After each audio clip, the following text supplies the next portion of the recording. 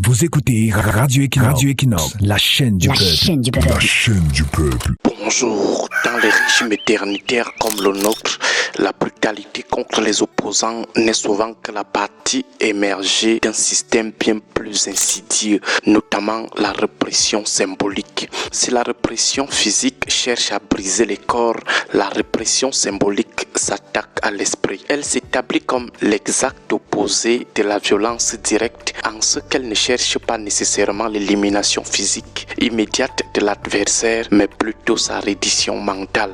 Son objectif est de diffuser dans l'opposition et dans l'opinion une terreur diffuse, une peur paralysante. Dans les stratégies de la répression symbolique, chaque acte de violence, même lorsqu'il touche la chair, est conçu comme un message publicitaire de la cruauté, de la férocité, de l'impitoyabilité du régime.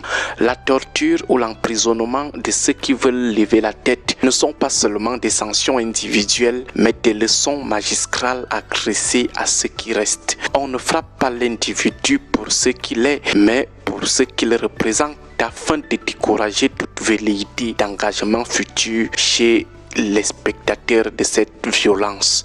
Les dictatures africaines et le contexte camerounais en particulier ont raffiné cet art de la mise en scène macabre. La répression symbolique s'y manifeste par des rituels de déshumanisation et des démonstrations de toute puissance qui dépassent le cadre de la vie politique classique.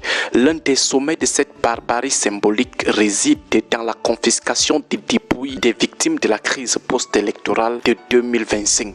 Le sort réservé au reste d'Anissé et Kane et le cas de Papa Simo Achille Pokam qui a été abattu à bout portant à Bilongue et à Douala illustre cette volonté de prolonger la répression au-delà de la mort. En privant les familles des cadavres de leurs proches, le pouvoir de Yaoundé ne se limite pas à punir les opposants, il prend en otage leurs dépouilles, leurs déis et leur mémoire. Cette pratique est une atteinte grave à la dignité humaine car elle transforme le cadavre en un trophée de guerre ou en une monnaie d'échange politique. Il est impératif de dénoncer avec vigueur cette méthode cynique qui consiste à séquestrer les cadavres de ses adversaires politiques.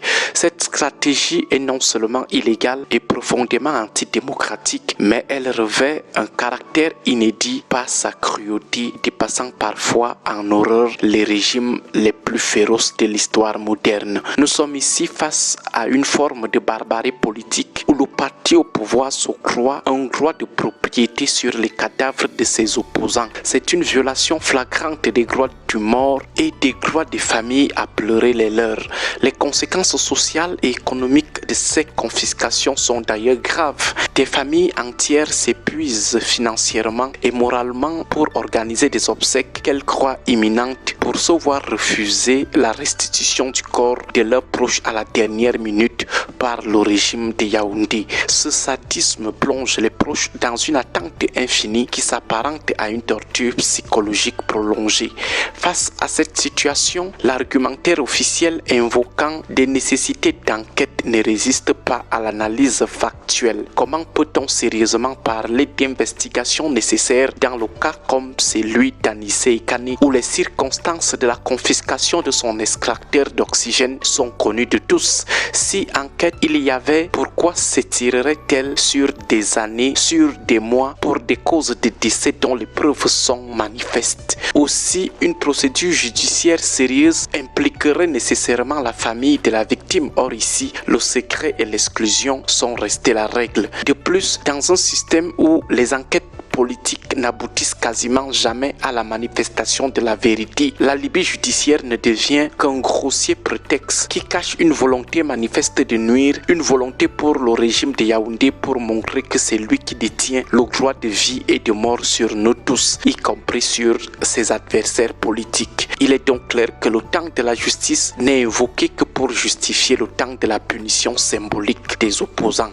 Cette confiscation systématique des dépouilles n'est rien d'autre qu'un acte de répression symbolique majeur destiné à torturer psychologiquement toute personne qui serait engagée dans la lutte contre le renouveau.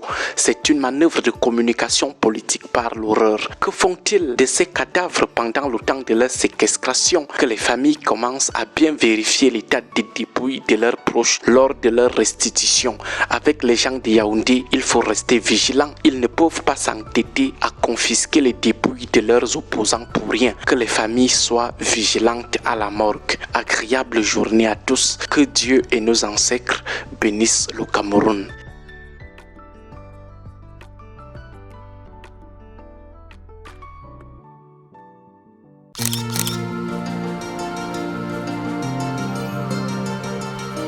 Caméra des rues.